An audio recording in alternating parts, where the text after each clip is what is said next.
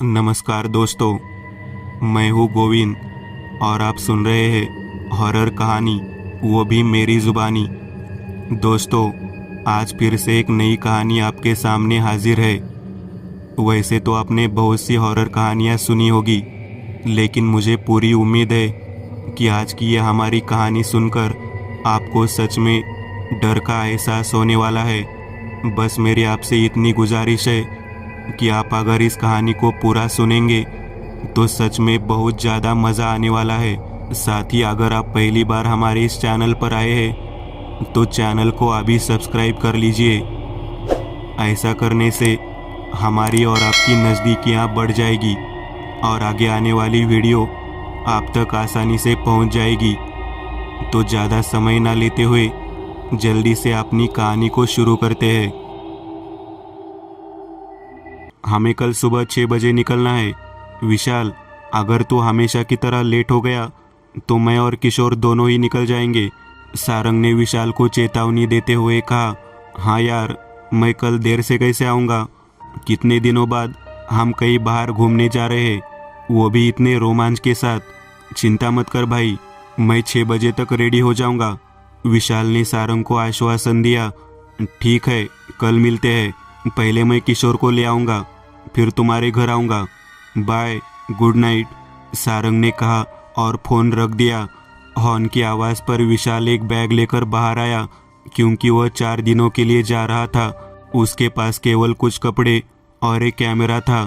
वह कार की डिक्की में अपना बैग रखकर पिछली सीट पर बैठ गया। सारंग गाड़ी चलाने वाला था। किशोर उसके बगल में बैठा था और कार में टेप पर FM सेट कर रहा था। चलो सारंग सेठ, अब निकलते हैं, विशाल ने सारंग से कहा। अरे लेकिन क्या तेरे पास रिसोर्ट का पता है ना? क्योंकि इस रिसोर्ट में जाने का आइडिया तेरा ही था, किशोर ने कहा। हाँ, यहाँ से उमरत जाना है। वहाँ से बाई और एक कच्ची सड़क जाती है और फिर वहाँ से एक हाईवे। कुल 300 किमी है, लेकिन जगह बहुत बढ़िया है। मतलब हमारे ऑफिस के लोग जा चुके थे। लेकिन क्या तूने बुकिंग कर लिया है? सारंग को संदेह हुआ। अरे कोई ऑनलाइन बुकिंग नहीं है, हमें वहाँ जाकर ही बुकिंग करनी होगी। चिंता मत कर, सब ठीक हो जाएगा, विशाल ने कहा। चल, भगवान का नाम ले और स्टार्टर मार, किशोर ने कहा। कार चल पड़ी। बिना किसी समस्या के उमरज पहुँच गई। उमरज नाके पर चाय के लिए रुके और कच्ची सड़क पर बाएं ओर मुड़े। रास्ता जंगल से होकर जाता था, इतना खराब कि कभी कभार कोई दोपहिया या बैलगाड़ी निकल जाती थी। चारों तरफ घनी झाड़ियाँ थी, इसलिए इंसानी बस्ती का नामो निशान नहीं था। अलग अलग पंछियों की आवाज़ें आ रही थी। दोपहर के 11:30 बज रहे थे। पहले आधे घंटे तक किसी ने उस सड़क के बारे में शिकायत नहीं की, लेकिन उस सड़क पर लगभग 7-8 किलोमीटर चलने के बाद अब सारंग और किशोर दोनों के चेहरे पर झुंझलाहट दिख रही थी। और इसका कारण विशाल का लापरवाह स्वभाव था, जो हमेशा होता था। कभी कोई प्लानिंग नहीं, उचित जानकारी प्राप्त करने की आवश्यकता नहीं होती, बस किसी की सुने और कदम उठाए। विशाल, लगभग 1 घंटा हो गया, तुम्हारा हाईवे कहाँ है? किशोर ने झुंझलाकर कहा। अरे रुको, मैं पहली बार आ रहा हूँ, विशाल ने अपना पक्ष संभालते हुए कहा। अरे लेकिन कब? सारंग ने थोड़ा गुस्से में कहा। तभी सारंग ने तेजी से ब्रेक लगाया। आगे 3 सड़कें दिख रही थी। सामने एक कच्ची वाली सड़क, बाईं ओर एक और कच्ची वाली सड़क और दाईं ओर एक सपाट डामर वाली सड़क। बोल विशाल, कहाँ ले जाए? सीधे, बाएं या दाएं? सीधी सड़क और बाईं ओर की सड़क मुझे सही नहीं लगती, दाईं ओर की सड़क अच्छी लगती है।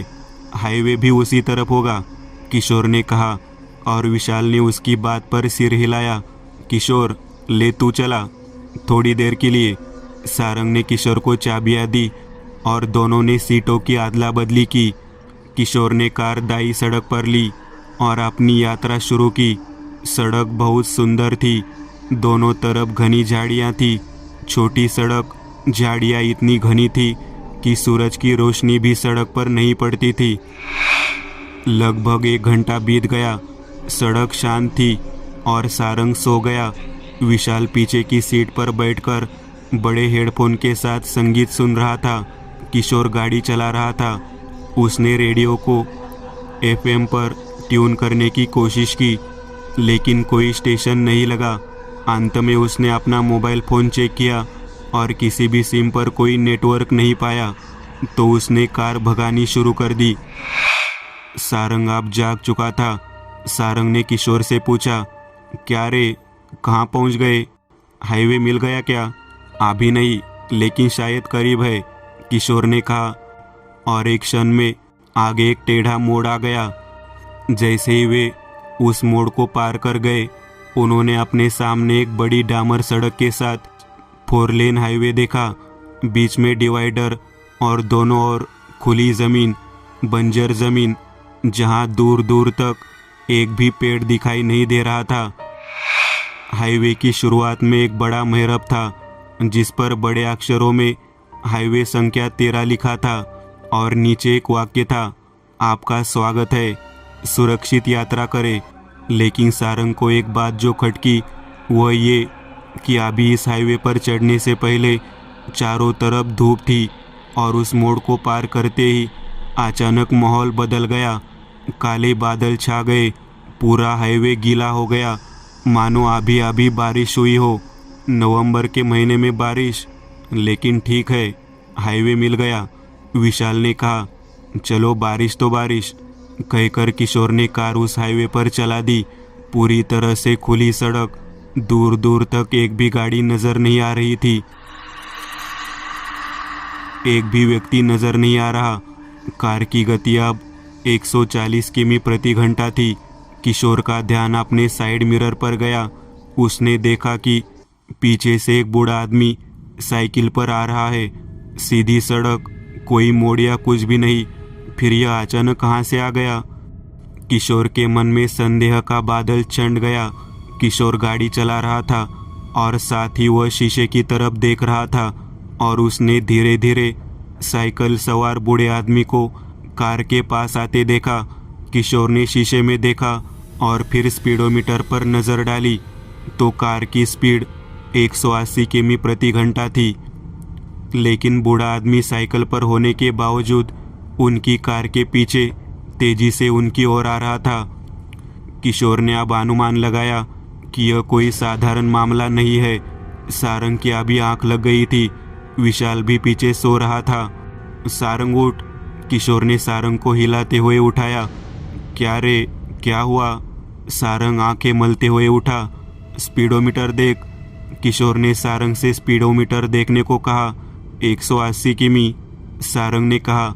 और पीछे देख, किशोर ने पीछे आ रहे बूढ़े व्यक्ति की ओर इशारा किया और सारंग से उसे देखने के लिए कहा। ओह माय गॉड, वह साइकिल पर होते हुए भी इतनी तेज गति से कैसे चला रहा है? अब बूढ़ा आदमी कार के बहुत करीब आ गया, शायद 20 फीट। कहते कहते वो कार के समांतर आया तो उसका ध्यान सामने सड़क की ओर था, लेकिन किशोर घबरा कर उसकी ओर देख रहा था। अचानक बूढ़े ने अपना सिर किशोर की ओर घुमाया और विकृत रूप से मुस्कुराया और कार को ओवरटेक किया और अपनी साइकिल आगे बढ़ा दी। किशोर और सारंग यह सब देख रहे थे। उन्हें अपनी आंखों पर विश्वास नहीं हो रहा था और धीरे धीरे उसे बूढ़ा आदमी और उसकी साइकिल दूर तक जाते दिखाई दे रहे थे। आगे किशोर को इस हाईवे का पहला मोड़ दिखाई दिया। उसने उस मोड़ पर एक बूढ़े आदमी को रुकते हुए देखा। उसने पीछे मुड़कर देखा और वह मुड़ गया, गायब हो गया। मोड़ के पास पहुंचते ही किशोर ने गाड़ी धीमी कर ली और कार मोड़ दी, लेकिन आगे सड़क पर बूढ़ा कहीं नजर नहीं आया। किशोर बिना कुछ कहे गाड़ी चला रहा था। उसे साइड मिरर में पीछे से कुछ आता हुआ दिखाई दिया। पीछे से एक 35-40 साल का आदमी साइकिल से उनकी कार की तरफ आता दिखा। उसके कपड़े वैसे ही थे, सफ़ेद पायजामा, सफ़ेद झब्बा, सफ़ेद गांधी टोपी और कोल्हापुरी चप्पल। वह तेजी से आ रहा था। कार की स्पीड 180 थी, लेकिन फिर भी वह साइकिल से उनके पास आ रहा था। वह कार के समांतर था। उसने किशोर की ओर अपना सिर घुमाया और उसने भी बूढ़े की तरह कुटिल मुस्कान दी। किशोर ने कुछ देर तक उसके चेहरे को देखा और सोचा कि बूढ़ा जवानी में ऐसा ही दिखता होगा। वह आदमी बूढ़े आदमी की तरह तेजी से आगे बढ़ा और गायब हो गया। सारंग, अरे क्या हो रहा है? किशोर ने कहा। अरे मुझे भी कुछ समझ नहीं आ रहा, सारंग ने कहा। तब तक विशाल जाग चुका था। उसने कार की खिड़की से बाहर देखा और देखा कि एक छोटा लड़का साइकिल पर पीछे से आ रहा था। उसके पैर मुश्किल से साइकिल के पैडल तक पहुंच रहे थे, लेकिन फिर भी साइकिल आगे बढ़ रही थी। यह अजीब नज़ारा देखकर विशाल की चीख निकल गई। सारंग और किशोर ने पीछे मुड़कर देखा तो चौंक गए। वो छोटा बच्चा भी समान गति से साइकिल चलाते हुए कार के समांतर आ गया और कुटिल मुस्कान के साथ आगे बढ़कर गायब हो गया। सारंग, अरे ये क्या था? अभी हमने ये क्या देखा? क्या चल रहा है? विशाल डर गया। किशोर और सारंग ने उसे शांत किया। अब बादल गहराने लगे और बारिश होने लगी। किशोर गाड़ी तेज चला रहा था। अब उसे भूख भी लग रही थी। उसे एक होटल दिखा तो उसने रुकने का फैसला किया। बहुत आगे उन्हें एक टपरी जैसा कुछ दिखाई दिया। किशोर, वो देख होटल, गाड़ी साइड में ले। किशोर ने कार उस टपरी के पास रोक दी। तीनों कार से बाहर निकले और सारंग ने होटल के दरवाजे से झांक कर देखा और कहा, कोई है क्या? हाँ सर, आइए, एक छोटे लड़के की आवाज़ आई। सारंग ने आवाज़ की दिशा में देखा। एक 90 साल का आदमी था। कद मुश्किल से 4 फीट और आवाज़ किसी बच्चे जैसी थी। अंकल, नाश्ते में क्या है? सारंग ने पूछा। आप जो कहते हम वही बनाते हैं। यहाँ नॉनवेज मशहूर है, बूढ़े ने कहा। अच्छा ठीक है, जो कुछ भी है ले आओ। अच्छा एक काम करो, जो भी हो ले आओ, सारंग ने कहा और होटल से बाहर आ गया। किशोर और विशाल चुपचाप खड़े थे और राहुल सिगरेट पी रहा था। उन दोनों के दिमाग में कुछ देर पहले की घटना घूम रही थी। जो भी है ले आ। ऐसा कहा मैंने, सारंग ने कहा। जल्दी से कुछ खा के निकल लेते हैं, मुझे ये रास्ता ठीक नहीं लग रहा। तभी बुजुर्ग की आवाज़ आई, सर नाश्ता तैयार है। तीनों अंदर चले गए। सारंग थोड़ा हैरान हुआ क्योंकि 15 मिनट पहले जब वो होटल के अंदर आया था तो होटल बिल्कुल खाली था और अब इतने सारे ग्राहक कहाँ से आ गए? हमारे सामने से न तो कोई अंदर आया और न ही कोई बाहर गया। उसने बुजुर्ग से पूछा, क्या बात है चाचा, ये सब लोग कहाँ से आ गए? अभी 15 मिनट पहले यहाँ आप ही अकेले थे। नहीं सर, आपने ध्यान नहीं दिया होगा, उसने अपनी पतली आवाज़ में कहा। बाहर बारिश अब थोड़ी कम हो गई है। सारंग, किशोर, विशाल बैठे थे। तीनों शांत थे, सोच रहे थे कि क्या जो हुआ वह सच था। तभी बूढ़ा आदमी एक बड़ी डिश लेकर आया जो एक बड़े पतीले से ढकी हुई थी। तीनों ने सोचा कि यह चिकन तंदूरी हो सकता है। सारंग ने पतीला एक तरफ किया तो तीनों के पैरों तले जमीन खिसक गई। विशाल के मुंह से चीख निकल गई। किशोर सुन्न रह गया क्योंकि उस थाली में एक आदमी का सिर था। अरे चलो अभी यहाँ से, किशोर चिल्लाया। विशाल, सारंग और किशोर जान हथेली पर लेकर होटल से बाहर भागे। पीछे से बूढ़े के टेढ़े मेढ़े गुर्राने की आवाज़ आ रही थी। तीनों जल्दी से कार में बैठ गए। किशोर ने स्टार्टर मारा। कार पूरी स्पीड में स्टार्ट की और सड़क पर दौड़ाने लगा। किसी की भी पीछे मुड़कर देखने की हिम्मत नहीं हुई। जो कुछ भी हो रहा था वो उसकी समझ से परे था। थोड़ा आगे आने के बाद विशाल ने डरते हुए होटल की ओर देखा। अब वहाँ खुला मैदान था। अरे वहाँ तो कुछ भी नहीं है, विशाल उन दोनों से कह रहा था। अरे ये क्या चल रहा है? कहाँ आ गए हम? कौन सा हाईवे है? सारंग रोने लगा। किशोर का भी यही हाल था। आधे घंटे तक किशोर तेज रफ्तार से कार चलाता रहा। डर से उसके हाथ पैर कांप रहे थे। जरा सी भी आहट होती तो वे तीनों इधर उधर देखने लगते। अब पूरा अंधेरा हो चुका था। यह तय करके कि रुकने की कोई जगह नहीं है, वह गाड़ी भगा रहा था। किशोर ने कार की हेडलाइट जलाई। उसने अपनी कलाई की घड़ी की ओर देखा कि क्या समय हुआ है। वह बंद थी और 1 बज रहा था। सारंग कितने बजे है? मेरी घड़ी बंद हो गई है, किशोर ने कांपते हुए कहा। सारंग ने घड़ी की ओर देखा। अरे मेरी भी घड़ी बंद है और उसमें भी 1 बज गया है, विशाल ने रोते हुए कहा। मेरी घड़ी में भी 1 बज गया है, यह क्या हो रहा है? भगवान, मुझे इससे बचा लो। सारंग भगवान से प्रार्थना करने लगा। अब बारिश थोड़ी खुल गई थी। आगे एक छोटा सा मोड़ था जहां किशोर ने कार धीमी की और आगे उसने देखा कि सड़क के किनारे एक कार खड़ी है और उसके पास एक आदमी खड़ा है। उसने हाथ दिखाकर कार रोकने का इशारा किया, लेकिन किशोर नहीं रुका। उसे अब किसी पर भरोसा नहीं रहा। थोड़ा आगे जाने के बाद विशाल ने कहा, अरे शायद यह हमारे जैसे ही मुसीबत में होगा, हमें इसकी मदद करनी चाहिए। पागलों जैसी बात मत कर विशाल, यहाँ किसी पर भी भरोसा नहीं कर सकते, किशोर ने गुस्से में कहा। किशा, विश्ले ठीक कह रहा है, शायद इस आदमी को कुछ पता है। यह आम आदमी लग रहा है। गाड़ी पीछे कर ले, हम इसकी मदद कर देंगे। किशोर ने ब्रेक मारा और रिवर्स गियर लगा दिया। कार को पीछे आता देख शख्स के चेहरे पर खुशी आ गई। जैसे ही कार रिवर्स होकर उसके पास आई, वह सारंग के पास आया और बोला, धन्यवाद सर, कृपया मेरी मदद करें। मेरी कार फंस गई है। मैं इस हाईवे पर घंटों से गाड़ी चला रहा हूँ, यहाँ कोई आदमी नहीं है। आपकी यह पहली कार है जो मैंने इस हाईवे पर देखी है, उसने एक सांस में कहा। किशोर को कारों के बारे में काफ़ी जानकारी थी। उसने कहा, रुको, मैं देखता हूँ, तुम बोनट खोलो, मैं यही हूँ। किशोर कार से उतरने लगा। उतरते समय उसने धीमी आवाज़ में सारंग से कहा, तुम ड्राइवर की सीट पर आ जाओ और गाड़ी बंद मत करो। विशाल, मेरे साथ आ। विशाल और किशोर कार के पास पहुँचे। वह आदमी अंदर ड्राइवर की सीट पर था। किशोर ने बोनट खोला। विशाल इंजन पर मोबाइल टॉर्च मारने लगा। किशोर को कार में कोई खराबी नहीं मिली। सर, क्या आपके पास स्क्रू ड्राइवर है? किशोर ने उस आदमी से पूछा। हाँ, डिक्की में है, उसने जवाब दिया। जा लिया, किशोर ने विशाल से कहा। विशाल ने कार की डिक्की के पास आकर डिक्की खोली और डिक्की से स्क्रू ड्राइवर निकालकर डिक्की को खुला छोड़ दिया और किशोर की ओर मुड़ा तो कुछ शब्द उसके कानों में पड़े। प्लीज़ इसे बंद कर दो, ठंड लग रही है। उसने पीछे मुड़कर डिक्की की ओर देखा और उसके रोंगटे खड़े हो गए। उस संदूक में सफ़ेद साड़ी पहने एक महिला बैठी थी।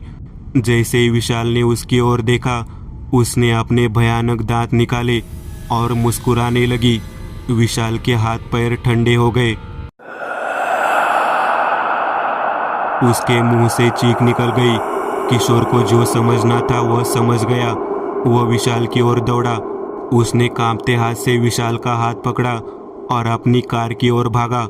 सारंग, जल्दी से कार निकाल, मैं कह रहा था, किशोर ने चिल्लाकर कहा।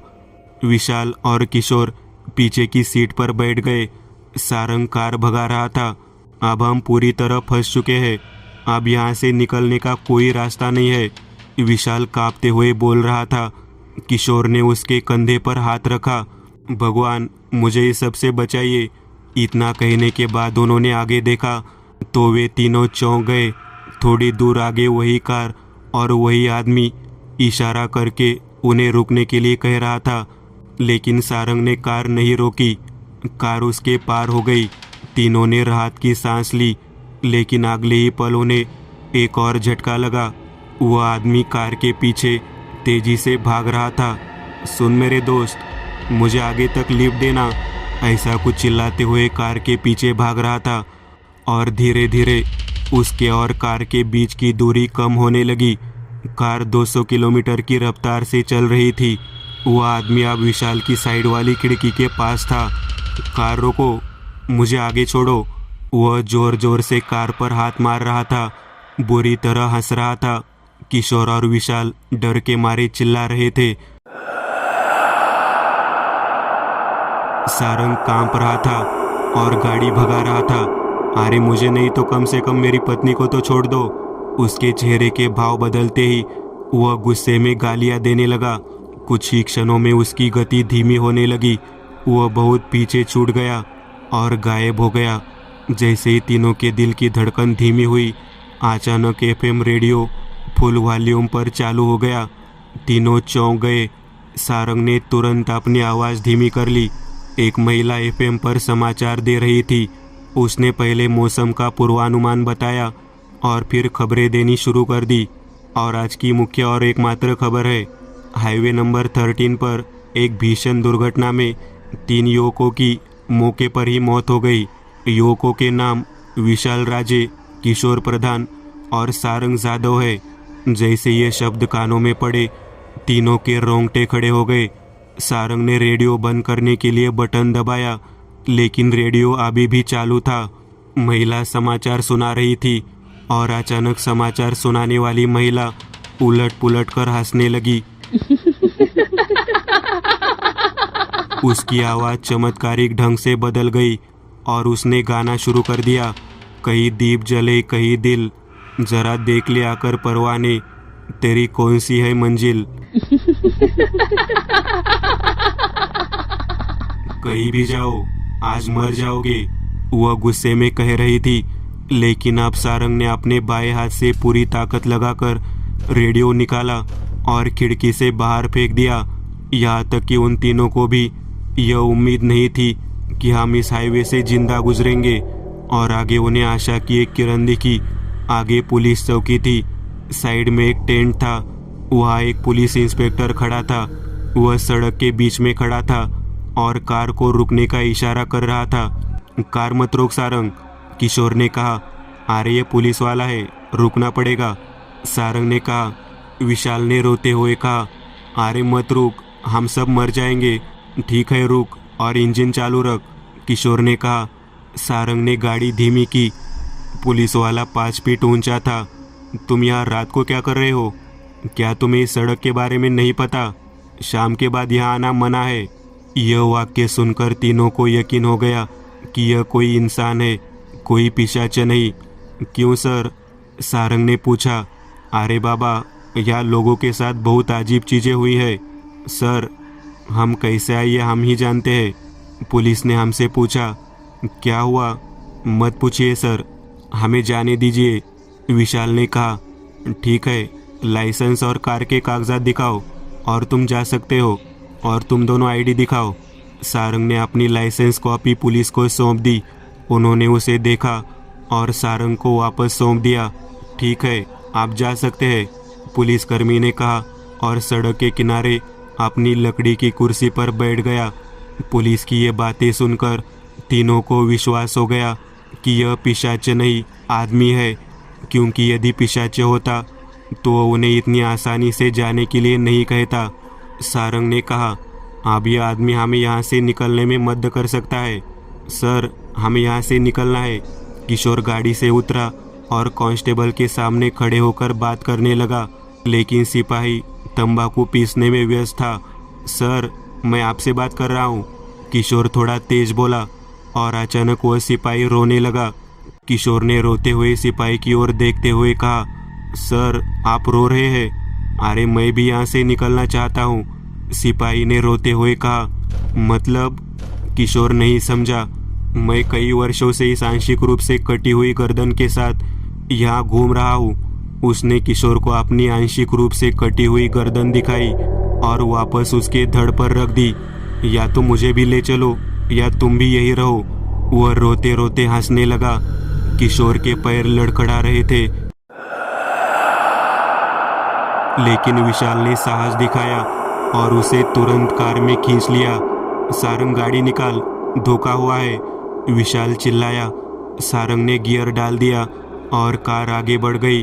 वह पुलिस कार के पिछले बम्पर पर लटका हुआ था। उसके शब्द कानों पर पड़ रहे थे। मुझे भी साथ ले जाओ बच्चों, नहीं तो तुम मेरे साथ रहो। आप तीनों ने तय किया कि चाहे कुछ भी हो जाए वे गाड़ी नहीं रोकेंगे। 2 घंटे बीत चुके थे। अब अचानक बारिश शुरू हो गई। सारंग ने पेट्रोल टैंक की ओर देखा। पेट्रोल टैंक भरा हुआ था और दूसरी बात, स्पीडोमीटर पर किमी का आंकड़ा वही था जो सारंग ने हाईवे पर चढ़ने से पहले देखा था। लेकिन अब बारिश तूफान में बदल गई और भयानक बारिश के साथ अब तेज हवा भी चलने लगी। तीनों ऐसे शांत बैठे थे मानो अगले संकट का इंतज़ार कर रहे हो। अरे ये वही होटल है जहाँ हम रात के खाने के लिए रुके थे। सारंग की आवाज़ सुनकर किशोर ने खिड़की से बाहर देखा। हाँ, लेकिन बाहर वे लोग कौन है? विशाल ने कहा। उन लोगों में अब हर कोई शामिल था। साइकिल वाला बूढ़ा आदमी, होटल वाला बुटका बूढ़ा, वो कार वाला आदमी और वो कांस्टेबल और बाकी 15-20 सफ़ेद कपड़े पहने चीखती चिल्लाती औरतें। वे सभी दूर से आती हुई उनकी कार को देख रहे थे। जैसे ही कार पास आई वे सभी पागलों की तरह चिल्लाने लगे और हंसने लगे। सारंग क्षेत्र पार कर गया और साइड मिरर से पीछे मुड़कर देखा तो फिर कुछ नहीं था और एक पल में सभी पिशाच कार के पीछे भागते नजर आए। रोती चिल्लाती महिलाएं कार की छत पर चढ़ गई। कार के शीशे अपने आप टूट गए। वह पिशाच विशाल किशोर को बाहर खींचने की कोशिश करने लगी। अचानक उनकी ताकत बढ़ गई थी। सारंग अपने हाथ पांव बचाते हुए कार दौड़ा रहा था। एक पल के लिए तीनों को लगा कि मौत तो निश्चित है और अचानक एक एक करके उस कार में सवार महिलाएं कार के किनारे गिर गई। पीछे से आ रहे पिशाच की गति धीमी हो रही थी। अब कार और उनके बीच की दूरी बढ़ती जा रही थी। कार बहुत तेजी से चलने लगी। आगे एक बड़ा मोड़ दिखाई दे रहा था। जब वह उस मोड़ पर आए तो आगे घनी झाड़ी थी। सड़क बहुत छोटी हो गई थी। इतने लंबे समय तक उस राजमार्ग पर एक भी पेड़ नहीं देखा गया था और जल्द ही उगता हुआ सूरज सामने दिखाई दिया। हाईवे की सीमा खत्म हो चुकी थी। तीनों ने पीछे मुड़कर देखा, लेकिन उनके पीछे घना जंगल था। हाईवे का कोई निशान नहीं था। किशोर ने घड़ी की ओर देखा तो सुबह के 5:30 बजे थे। मोबाइल में नेटवर्क आया था। अब वो छोटी सड़क एक हाईवे की ओर जा रही थी। अब उन्हें अपने सामने एक बड़ा हाईवे दिखाई दे रहा था। हाईवे पर कारें आ रही थी। यह देख तीनों ने कार एक तरफ ले ली। तीनों रोने लगे, लेकिन ये खुशी के आंसू थे। मौत से बच चुके थे। भयानक हॉर्न की आवाज़ से किशोर जाग गया। पड़ोस में विशाल भी और सारंग भी सो रहा था। वे तीनों हाईवे के किनारे एक पहाड़ी के किनारे एक बेंच पर बैठे थे। शायद इतने लंबे सफ़र के कारण उन्हें बैठे बैठे ही नींद आ गई। बारिश की बूंदों ने उन्हें जगा दिया। सारंग उठ, विशाल उठ और जा और इस टपरी वाले से चाय लिया। मैं कुछ न्यूज़पेपर लाता हूँ। 2 दिन में कहाँ क्या हुआ मुझे नहीं पता। आंटी पेपर दे दो। किशोर ने पेपर की दुकान वाली बुढ़िया को आवाज़ लगाई, लेकिन उसने ध्यान नहीं दिया। चलो मैं ले लेता हूँ। किशोर ने उम्मीद के तौर पर पेपर की ओर देखा और कार दुर्घटना में 3 युवकों की मौत खबर और तीनों की तस्वीरें नीचे छपी है। यह खबर देखकर सारंग को यकीन नहीं हुआ और उसके सामने आए विशाल को भी सच्चाई का एहसास हो गया। अरे लेकिन हम उस हाईवे से सुरक्षित बाहर आ गए थे। लेकिन ऐसा कब हुआ मुझे भी याद नहीं, सारंग ने कहा। इसी बीच विशाल की नज़र सामने खड़ी अपनी कार पर पड़ी। विशाल चिल्लाया, अरे ये ठीक है, अगर हमें दुर्घटना में मारे गए तो हमारी कार सुरक्षित कैसे है? एक खरोच तक नहीं आई। किशोर सारंग भी सहमत थे। फिर वो खबर। तभी पेपर वाली बुढ़िया ने किशोर की ओर देखा और विकृत मुस्कान दी और उसने कहा, हाईवे द 13 अभी खत्म नहीं हुआ है बच्चों। किशोर ने घड़ी की ओर देखा। 1 बज रहा था। दोस्तों, आज के लिए बस इतना ही। अगर आपको यह कहानी अच्छी लगी हो तो लाइक कीजिएगा। आप में से कई लोग बिना लाइक किए भाग जाते हैं। अगर आपने वीडियो को लाइक किया तो मुझे अच्छा लगेगा और ऐसी ही डरावनी कहानियाँ बनाने के लिए मुझे एनर्जी मिलेगी। तो लाइक ज़रूर करिएगा और अभी तक आपने चैनल को सब्सक्राइब नहीं किया तो तुरंत सब्सक्राइब करिएगा और बगल वाली घंटी को दबाना ना भूलिएगा।